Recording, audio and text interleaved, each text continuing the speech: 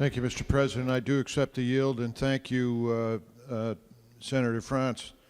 I especially want to thank our leadership in the Senate Republican caucus, Senator Fasano, Senator Witkos, Senator France, and Senator Formica for your hard work on this budget package with the unending support of staff behind the scenes who, to this moment, is still standing right there waiting for somebody to keel over. We're very grateful for all the hard work you've done. Mr. President, I stand in support of this proposal as I've been anxiously awaiting an opportunity in the state Senate to offer the people of Connecticut a buckled-down budget where we are showing the people of Connecticut that we can balance the budget without taxes, without pain, and providing all the core services that are necessary to the residents of the state of Connecticut. And I think this budget does that most effectively. I might add that there are some pretty incredible incentives for us to embrace this budget because it is exactly what the residents of Connecticut are asking for. And I'll start with the spending cap. I was proud to serve on the Spending Cap Commission that was created by the Connecticut General Assembly and met for 9 months last year. I served on that commission with 5 other members of the State Senate, some of whom are still with us in the circle tonight. The Spending Cap Commission worked diligently with a whole group of dedicated staff and members of the commission to identify ways to fully implement the state spending cap. And we have in this budget a spending cap that embraces recommendations that came out of the Spending Cap Commission. Now, this is a heavy lift to get a spending cap constitutionally accepted. We all understand that, but this budget honors the spending cap proposal that we have, which essentially lowers the cap by reducing the allowable exemptions and also has a more conservative and somewhat aggressive calculation of the growth rate. I will say that in the current fiscal 18 year, we're under the spending cap by $750 million. And in fiscal year 19, we're under the spending cap by $189 million in this budget proposal.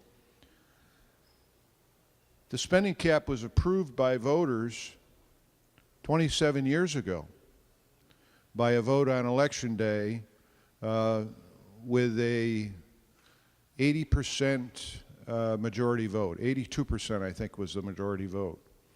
And the legislature has been unable to fully implement the spending cap to this day, which requires a 3/5 majority vote of both houses of the legislature. Not an easy thing to do, but the residents of Connecticut are still waiting, and this is a good start for us to get going on that. This budget also has additional long-term structural changes that are friendly to the residents and taxpayers of Connecticut.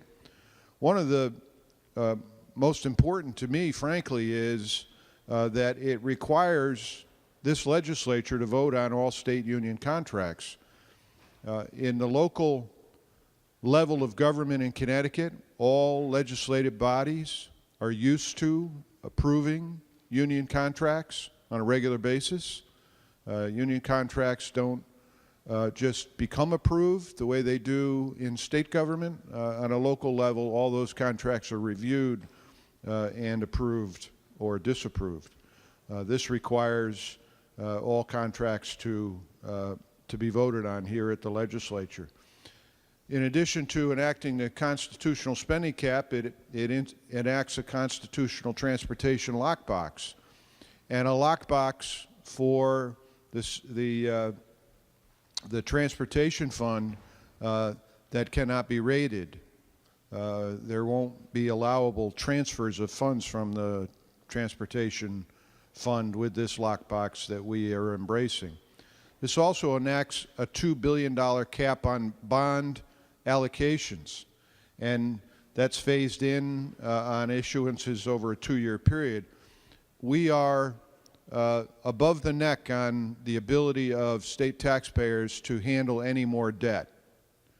When you look at the total debt of bonds issued by the state of Connecticut and the unfunded liabilities for future pensions and health care costs of currently retired and future retirees that we anticipate, the state taxpayers are not going to be able to continue the level of spending by way of borrowed money, and this puts a firm cap on as a result of this budget.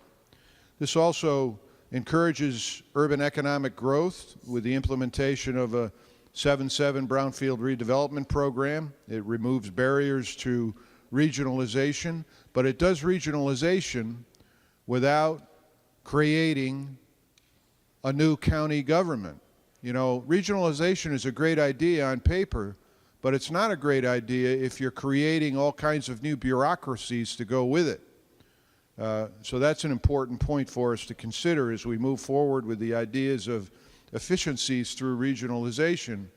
But we can't do that by creating new government bureaucracy in the same stroke of the pen. And lastly, for my comments, it applies the results first score to all grant programs. Results first is accountability, and that's something that is a challenge for government to score accountability on grant programs. Oftentimes governments are trying to initiate something brand new that doesn't have a base to score upon. This looks to use results first model for that purpose. Mr. President, this is a great move forward for the residents of Connecticut.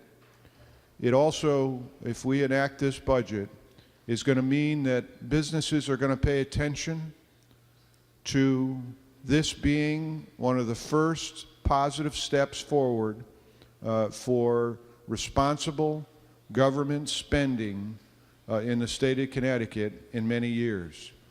And most importantly, if we have businesses with a better attitude about what's happening here at the state capitol, and we have Wall Street paying more favorable attention to what's happening here at the state capitol, and Wall Street stops lowering our bond rating and giving us bad scores, that means that we're not chasing businesses out the door, and retirees are actually considering staying in Connecticut versus looking to bail out and find a tax-friendly state elsewhere for their permanent domicile. So I urge adoption of this budget, Mr. President, and I yield